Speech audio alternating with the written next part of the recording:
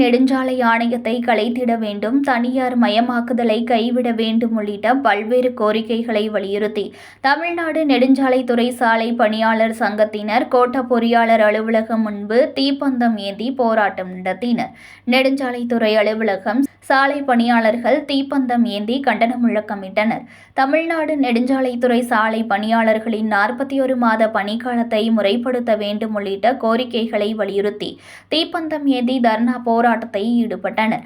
நாகப்பட்டினம் நெடுஞ்சாலைத்துறை கோட்ட பொறியாளர் அலுவலகம் முன்பு நடைபெற்ற தர்ணா போராட்டத்தில் சாலை பணியாளர்களின் 41 மாத பணிக்காலத்தை உயர்நீதிமன்ற உத்தரவுப்படி முறைப்படுத்த வேண்டும், உயர்நீதிமன்ற தீர்ப்பை எதிர்த்து தமிழக அரசு மேல்முறையீடு செய்யக்கூடாது, உயிரிழந்த சாலை பணியாளர்களின் குடும்பத்திற்கு கருணை அடிப்படையில் பணி நியமனம் வழங்க வேண்டும், மாநில நெடுஞ்சாலை ஆணையத்தை கலைக்க வேண்டும் உள்ளிட்ட கோரிக்கைகளை வலியுறுத்தியும் தமிழக அரசை கண்டித்து தீப்பந்தம் கையில் ஏந்தி கண்டன கோஷங்களை எழுப்பினர்.